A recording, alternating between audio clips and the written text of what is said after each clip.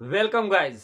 एक बार फिर से आप सबका स्वागत है, वेलकम है और खैर मकदम है मेरे इस YouTube चैनल पर। दोस्तों, आज का ये वीडियो इलेक्शन पर आधारित है, चुनाव पर आधारित है और आज के इस वीडियो का शीर्षक है बुलडोजर बाबा। आखिर कौन है ये बुलडोजर बाबा और कैसे इसका बुलडोजर चला है उत्तर प्रदेश के अंदर। और जब बुलडोजर बाबा का बुलडोजर चला है उत्तर प्रदेश के अंदर तो सब के सब तहस नहस हो गए हैं। दोस्तों, कैसे तमाम चीजों के बावजूद बुलडोजर बाबा का बुलडोजर आखिर काम कर गया है, क्योंकि इन्होंने जितने भी इलेक्शन में कैंपेन किए, रैलियां किया, लगभग 70 से 78 जगह इन्होंने बुलडोजर का जिक्र किया। यहां तक कि दोस्तों, इनका एक वीडियो वायरल हुआ था, सोशल मीडिया में खूब वायरल हुआ था। जब ये चुनाव कैंपेन के लिए जा रहे थे हेलीकॉप्टर से, तो नीचे से दिखा रहे थे हंसते हुए, वो देखो हमारे सभा में बुलडोजर लगा हुआ है। तो इसी बुलडोजर बाबा का उत्तर प्रदेश के अंदर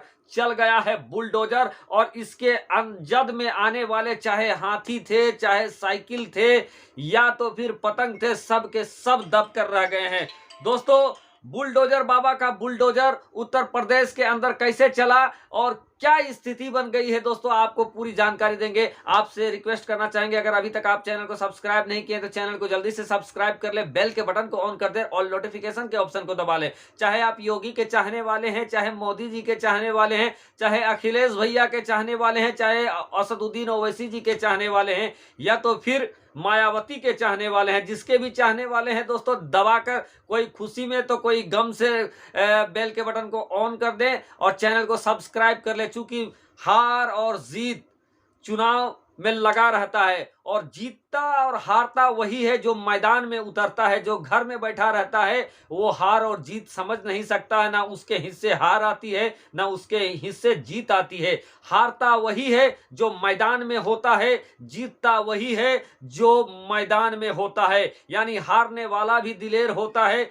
जीतने वाला भी दिलेर होता है। दोस्तों, उत्तर प्रदेश के अंदर देश की निगाहें लगी हुई थी। 10 मार्च बड़ी तारीख थी, सबकी निगाहें थी उत्तर प्रदेश की तरफ। और उत्तर प्रदेश में जो गिनती शुरू हुआ दोस्तों, शुरुआत में कुछ ऐसे पल आए थे, कुछ ऐसे क्षण आए थे जहां अखिलेश भैया, अखिलेश यादव जी, मुलायम यादव के सुपुत्र अखिलेश यादव जी भारी तेजी के साथ ऊपर बढ़ते हुए नजर आ रहे थे। एक टाइम था जब 100 से ज्यादा सीटें, वो जब पोस्टल बैलेट चल रहा था, 100 से ज्यादा सीटें शुरुआत में उनके नजर आ रहे थे और भारतीय जनता पार्टी कम हो गई थी। लेकिन दोस्तों, धीरे धीरे जब ईवीएम खुलना स्टार्ट हुआ, ईवीएम का जब जिन निकलना स्टार्ट हुआ, तो फिर बुलडोजर बाबा का बुलडोजर ऐसा चला कि आस पास भी दूसरे पार्टी नजर में नहीं आए। यूं तो दोस्तों अगर बात कहें तो नेट टू नेट जो फाइट थी, तो एक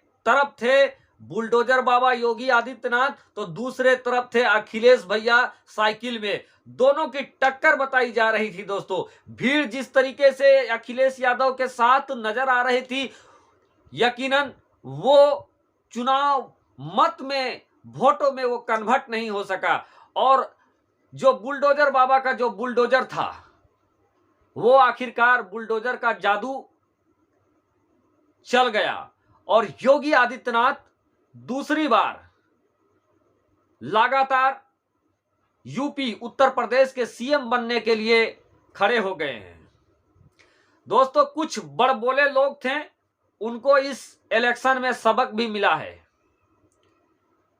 बड़ी बड़ी डींगे हाँक रहे थे, उनको मिल गया है घंटा। दोस्तों, आपको बता दें, संगीत सोम जी, इनका बड़ा ही विचित्र बयान आता था। आपको बता दें, बुलडोजर बाबा के टीम के संगीत सोम आग उगलने वाले बयान देते थे। जो जानकारी निकलकर सामने आ रही है इस समय, संगीत सोम पिछड़ते हुए नजर आए हैं। दोस्तों, स्वामी प्रसाद मौर्य, ये भी पिछड़ गए हैं।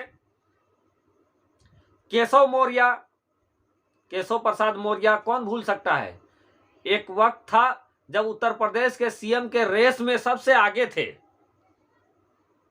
लगातार ऐसे बयान दे रहे थे जो माहौल को गर्म कर रहा था और ये लग रहा था कि बड़े नेता तो केशव मौर्य है ही, इसको कोई हरा नहीं पाएगा। लेकिन केशव मौर्य हार गए। लेकिन उसके बावजूद दोस्तों उत्तर प्रदेश के अंदर जो जनादेश आया है, उस जनादेश में गोरखपुर पीठ के बड़े संत महंत कह लीजिए योगी आदित्यनाथ गोरखपुर से भी जीत गए हैं और ओवरऑल उत्तर प्रदेश के सारे इलेक्शन में जीत गए हैं। रंग गुलाल अबीर भरमार चल रहा है।